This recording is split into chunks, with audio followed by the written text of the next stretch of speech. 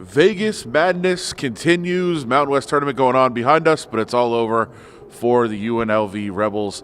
They are out after a loss to top-seeded Reno this morning. The noon game kicked off. Rebels played well for most of the game, came up short though. Adam Hill, Mark Anderson, we were here covering it all. And Mark, what went wrong for UNLV after a great start today? Well, a number of things happened early in the second half. Both Jordan Johnson and Javon Mooring both getting 4 fouls was just a killer for them. It took them completely out of their rhythm. And then Eric Musselman did a great job of switching Cody Martin onto Javon Mooring, who had 13 points by halftime. I think he was shut out second half. Those were two of the things that kind of stood out to me, and it's having change of momentum. Yeah, I think those were two big storylines. You mentioned the 4 fouls. We'll get to that in just a second. The Cody Martin decision, I think, was huge. Cody Martin, one of the best defensive players in the league. In fact, Defensive Player of the Year. They switch him onto Javon Mooring. Not many guys can switch from playing a power forward in the first half, covering a point or a combo guard in the second half, and we saw that today. 13 for Javon Mooring in the first half, shut out in the second half, including a potential game-tying 3, a long 3. Probably not what UNLV wanted to do, but they do put up that long 3.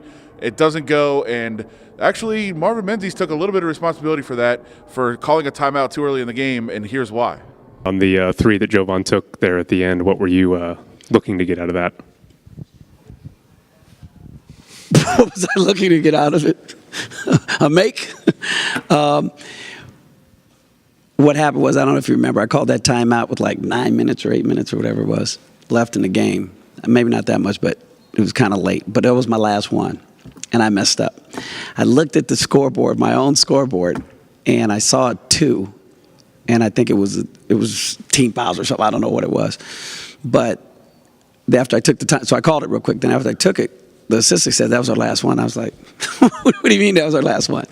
So I had a little slip there. I think I could have scripted that a little better with it, at the end of the game. But we did have a set in to get a 3. But Cody was really good defensively the second half. And they didn't know the play was coming, but he guarded it really well.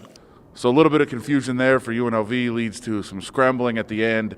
They don't get to run the play that they want. They wanted to try to extend the game, get a 2. Instead, Javon Mooring tries to shoot a 3. But really, you know what? It's kind of fitting that that's how the season ended for Javon Mooring and his career. He's made those shots. He's missed those shots.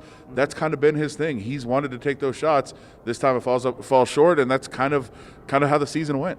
Yeah, I actually didn't have a really big problem with him taking that shot. He's as good a three-point shooter as they have. I mean, Jordan Johnson's probably a little bit more efficient. But they were down 3. You had basically one shot to tie the game, and he's the guy you probably want taking the shot. I don't know who else other than maybe Jordan Johnson you give the ball in that situation. So it was just at that point in the game he was out of rhythm. It wasn't like the first half when it seemed like everything he was making was going in. But still, I mean, that's the play at the end of the game.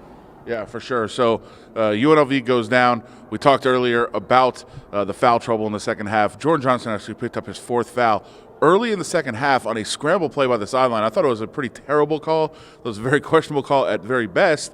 And Jordan Johnson goes out with 4 fouls. Javon Mooring also was in foul trouble in the second half.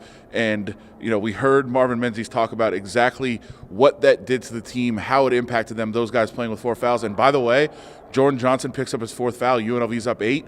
Reno immediately goes on a 22-6 run, so a big impact on the game, and here's Marvin Menzies talking about that. Honestly, Kevin, that was really challenging because I had Jordy and JoJo in foul trouble, both with 4, I think, for a large stretch of the game, and I think they got on their heels a little bit and not wanting to get that foul. And I told them, I said, listen, you can't take it with you. You got to still play solid defense. You just can't gamble. But we lost some of our full court pressure that we applied in the first half, and I thought we gave them some trouble with that, and so it hurt us a little bit, but fouls are part of the game. So that does it for the UNLV season, we think. Obviously no NCAA tournament. They're out of this tournament. They can't advance and get that automatic bid. Probably not going to play in the NIT either. They're just kind of out of it. I was looking at some projections earlier today. San Diego State even like a 5 seed just sneaking into the NIT. So probably not an NIT. So this is probably the end of the season. Some more news made, really, not really, but we don't know what's going on with Brandon McCoy. Marvin Menzies said he hasn't talked to him yet, but you did. Yes. Anything you learned from your conversation with Brandon McCoy? No, he said pretty much what I expected, that he hasn't thought about it, and he didn't offer any kind of idea on what the timeline might be, because I asked him that too.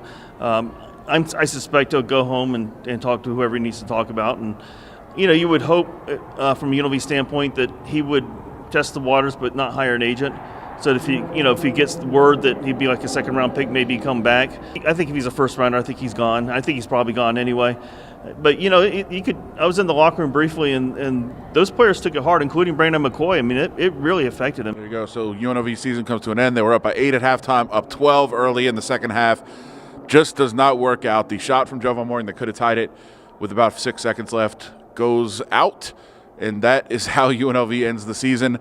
That'll do it. We'll have plenty of time to break down the offseason and the rest of this tournament and all the other tournaments going on in Las Vegas. Vegas Madness. Follow the hashtag Vegas Madness. Follow all of us on social media as well.